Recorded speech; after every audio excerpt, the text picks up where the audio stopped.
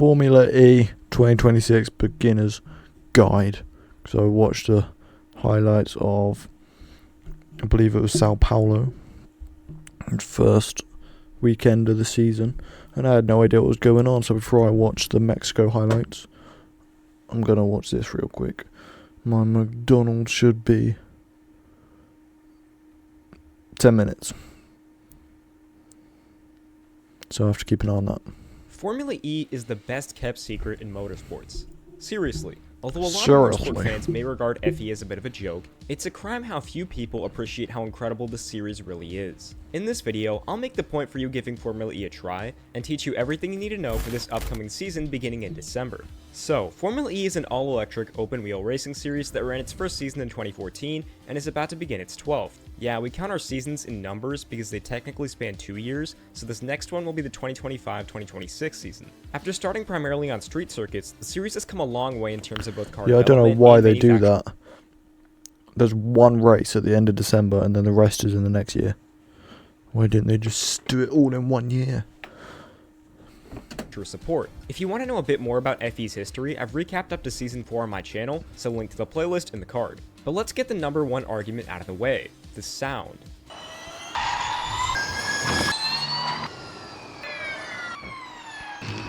There you go, you heard it, you didn't die. In all honesty, yes, it's not the same rumbling sensation you can feel in your chest like a V8 or a V12, but it's not trying to be that. It's an electric series, so the cars are going to sound like electric cars. You have to view it as something separate. And although you may still prefer the sound of an engine exhaust, I know I sure do, I don't think the sound alone should turn you off watching a series, especially for the racing it offers. Formula E's on-track product is incredible. If I were to describe it, it's a bit like Formula 1 mixed with NASCAR. There's a lot of close wheel-to-wheel racing all throughout the field, and many races have gone right down to the wire. It's a spec chassis series, meaning that each team races the same base car, and there's no aero development, but the biggest dividing factor are the powertrains. The powertrain is basically the equivalent of the engine and transmission system of a conventional car. It includes the MGU, and I will be looking at the Formula 1 reveals so far.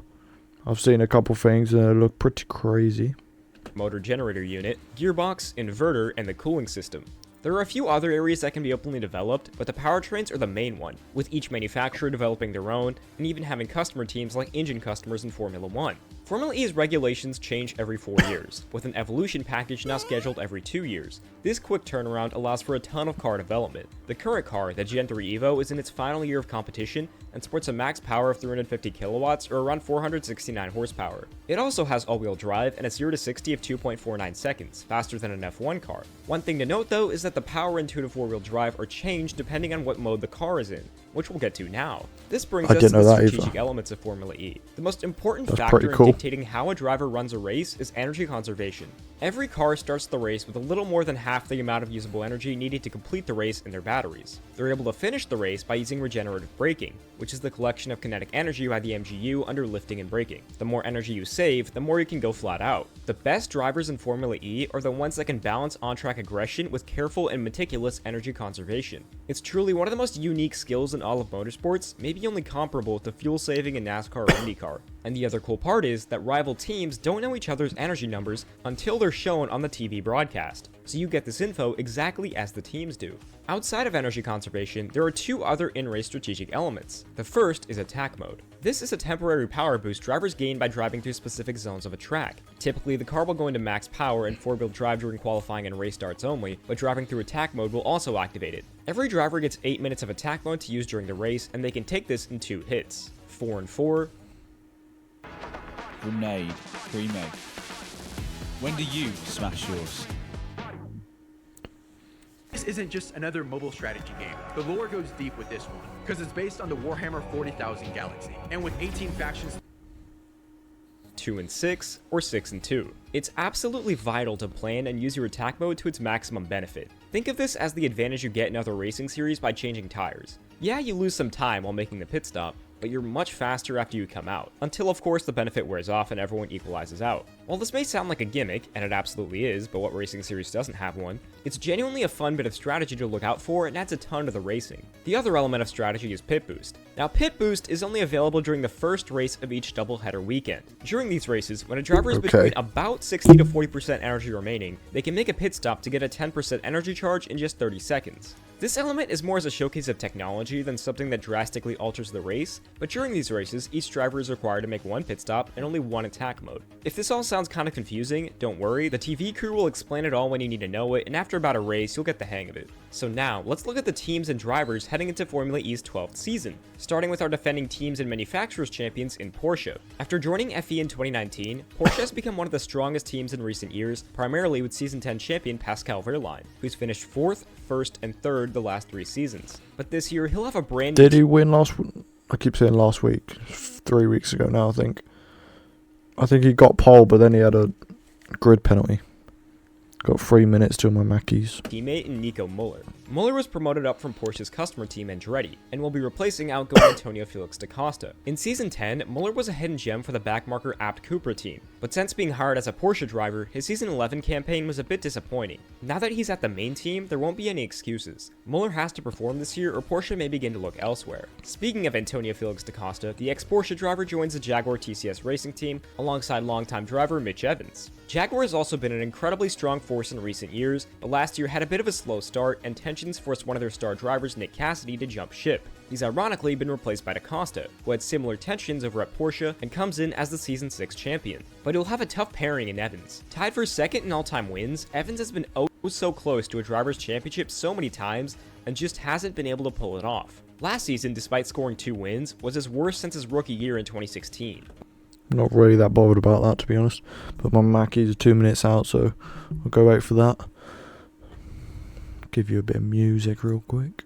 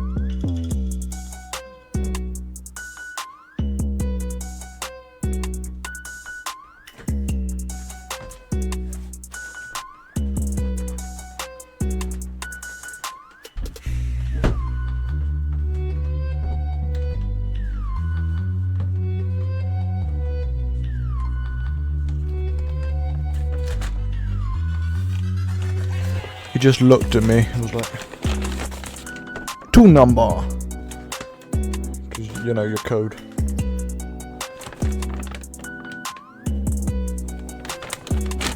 Right, what we got?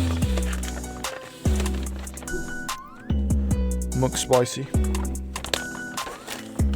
4 chicken nuggets. I got my sister 20. And then I had a couple.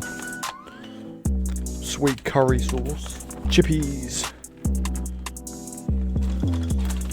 And sweet chili sauce. There should be a Coke somewhere.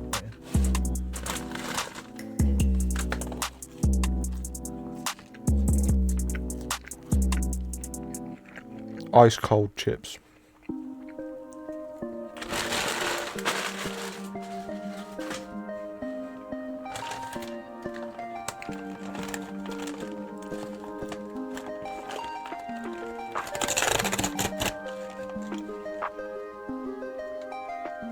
It might actually be frozen.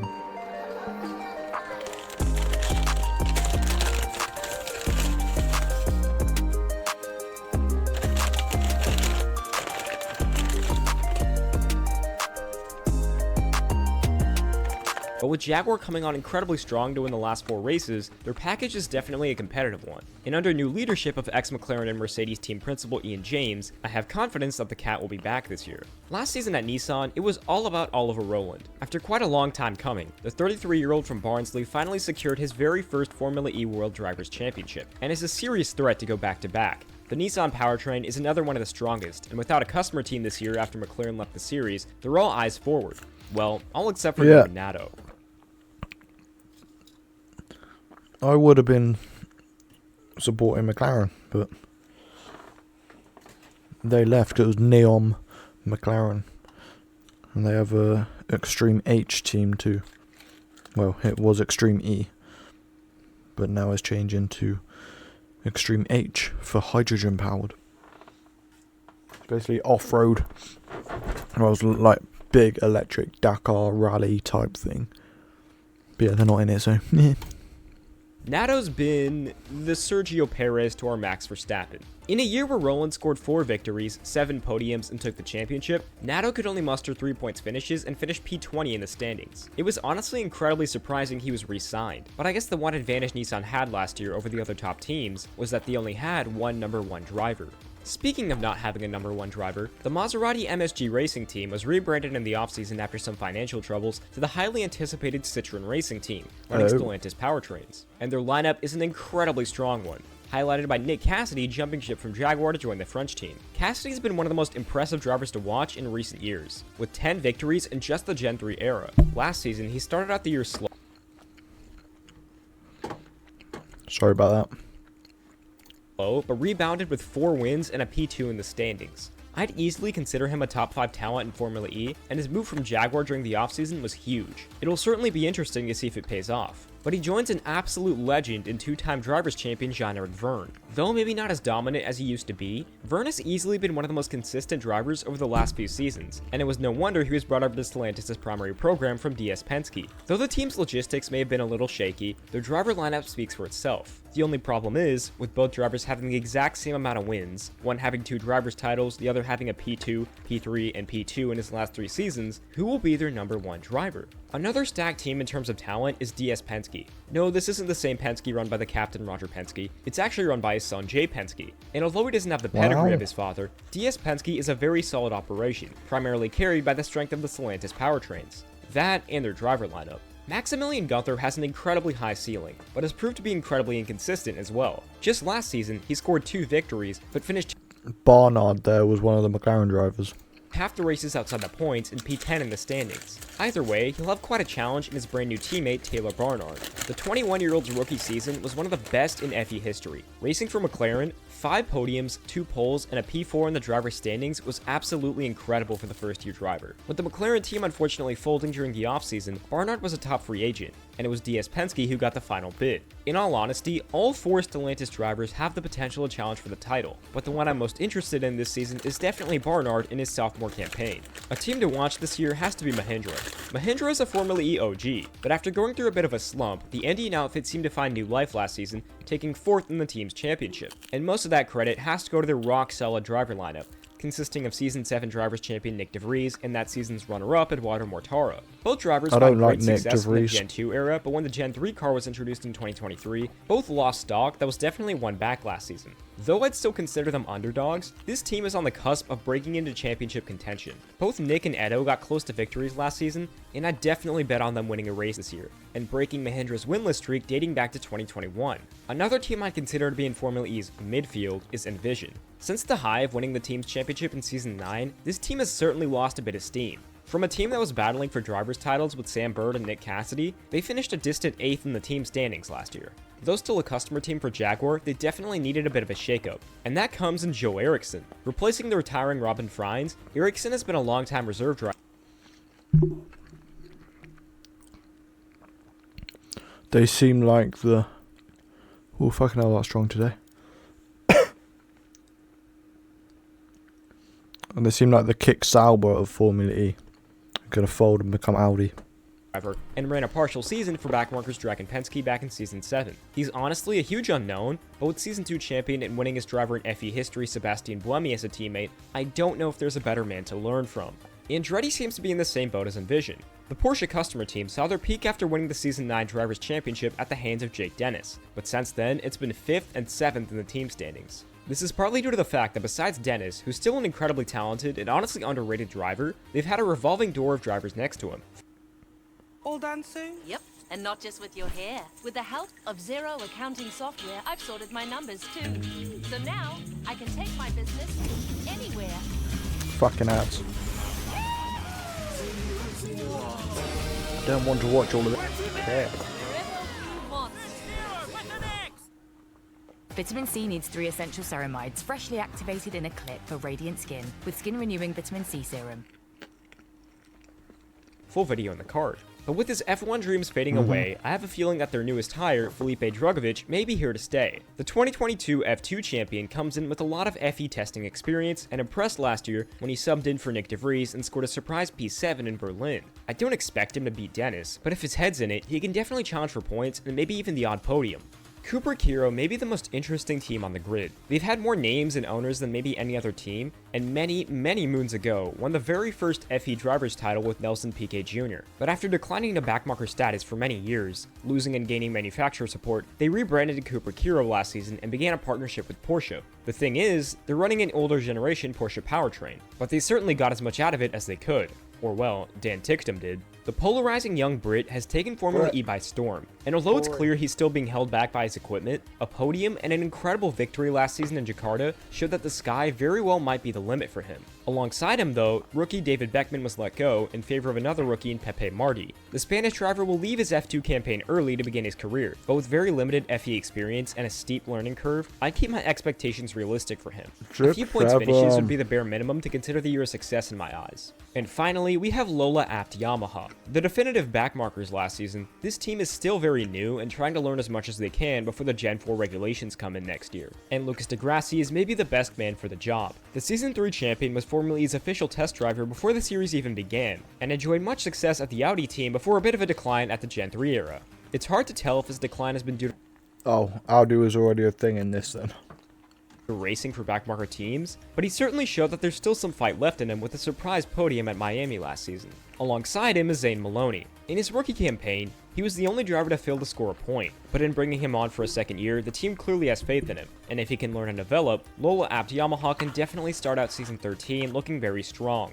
Now, let's get into the calendar. Season 12 will feature 17 races held at 11 venues. We'll begin on December 6th racing in Sao Paulo, Brazil, a former IndyCar circuit around the Sambadrome, then travel to Mexico City for Race 2, a 2.6 kilometer configuration of the Autodromo Hermanos Rodriguez. Then it's off to Miami for Formula E's first race at the Hard Rock Stadium, followed by the first doubleheader of the year at a shortened Jeddah circuit under the lights. Remember that during doubleheaders, one of the races will feature pit boost and only one attack mode. After Jeddah, it's off to Madrid for the first time around the Jurama circuit. Next up is a doubleheader in Berlin at the Tempelhof Airport, a Formula E staple, followed by a doubleheader in Monaco, which in my opinion is Formula E's best circuit. Definitely mark that weekend on your calendar. This is followed up by 2 race weekends in China, the first of which will take place in Sanya, seeing an old circuit revitalized, then a doubleheader at the shortened Shanghai circuit. The penultimate weekend sees a doubleheader at the Tokyo Street Circuit, a very fun little track, and the finale will take place in London at the Excel Center. one of the most London. unique circuits in the Ooh. world, with the cars traveling through the building and a course in the parking lot, right up against the water.